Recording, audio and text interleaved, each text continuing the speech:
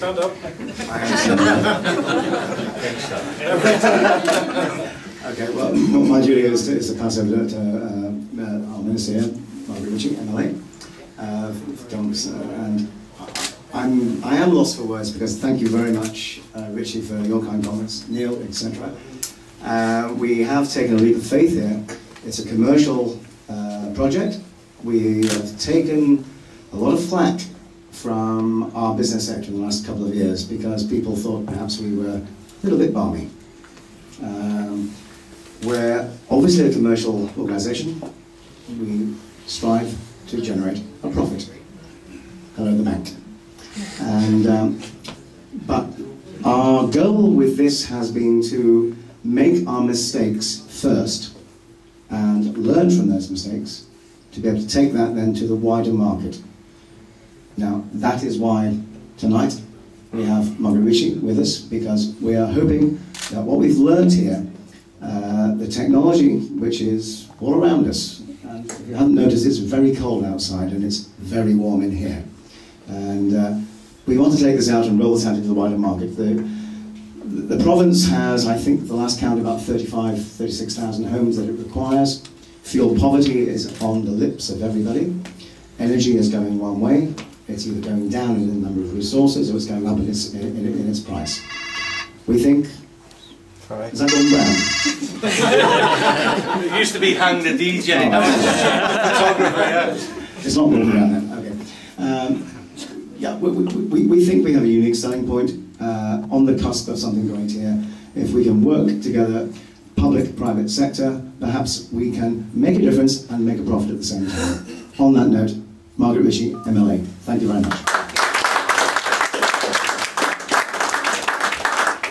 Stephen and Alan, Lord Mayor of North Down, MLA Jim Shannon, ladies and gentlemen, I would like to thank Sky Developments for inviting me to officially open Northern Ireland's first carbon neutral house. Earlier this year I launched the new housing agenda in the Assembly. The programme of work flowing from that agenda included my intention to build homes that are designed to be built more energy efficient and sustainable than ever before. For me, sustainable houses make sense for those who live in them and those who run them. They make sense for communities and they also make sense for the environment. That is why from the 1st of April this year, all new social housing is now being built to level 3 for the Code of Sustainable Homes. And in effect, this means that they're 25% more energy efficient than ever before. I believe that this is a significant step forward for social housing that will assist tenants, particularly at the time of rising energy costs, and particularly at a time, as Stephen has referred to, of fuel poverty. And if I could get my paper past the executive, and only if it could meet, we could have wonderful things happen. Earlier this month, I also launched a new procurement strategy for the Social Housing Development Programme, which encourages improved quality in design and greater use of non-traditional methods of construction, and incorporates provision for social housing to be more energy efficient and environmentally friendly. And I did notice this evening representatives of various housing associations, and I do know that they're working in connection with yourselves. For me, improving sustainability and energy efficiency in the private and social sector remains a key objective in our ongoing battle against fuel poverty, and is all the more important in the current environment because of the credit crunch and because of rising energy costs. I am delighted that the broader private sector has started to follow my lead, and we are already starting to see more energy efficient houses as developers realise the benefits of this form of housing.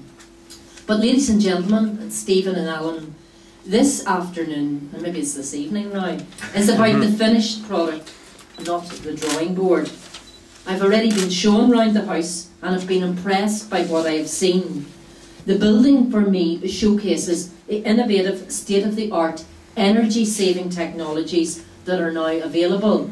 And whenever I launched the new housing agenda, I indicated quite clearly that I believed we needed to be more imaginative, more innovative in our production of houses in the social and private sector, and I believe this is a further example of this. And what we have here today is a home which gives us a glimpse of a bit of the future. I am also particularly pleased that some of these innovative energy-saving technologies are being used by Stephen and Alan in their most recent venture with Cons Water Housing Association to provide 40 new social houses in Newton Ards, which I no doubt that Jim Shannon will be very pleased about. I get my photograph taken there. I understand that you plan to go on site shortly. That's right. And I look forward to seeing how you incorporate some of those features we see here today into that development. Many of you here today have been closely involved with this project in one capacity or another. But to all of you, to Stephen and to Alan, and to every bit of this house and every bit of the people who have been involved in it, I offer my congratulations for a job well done. Bringing such a challenging project to fruition must give you all a sense of pride and satisfaction. I want to say to you, well done and best wishes for future developments, particularly in your next one, in Newton Ards. It gives me great pleasure to declare this house open, and I look forward to the day when this type of housing will not be the exception, but will be very much the norm. Thank you.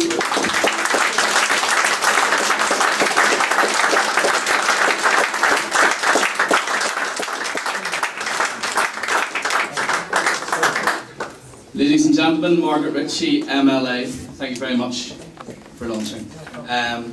If everybody would now like to get on with their evening, enjoy themselves, have a glass of wine or a soft drink, and Stephen and Alan will be here all evening to answer any of your questions. Thank you very much. Thank you.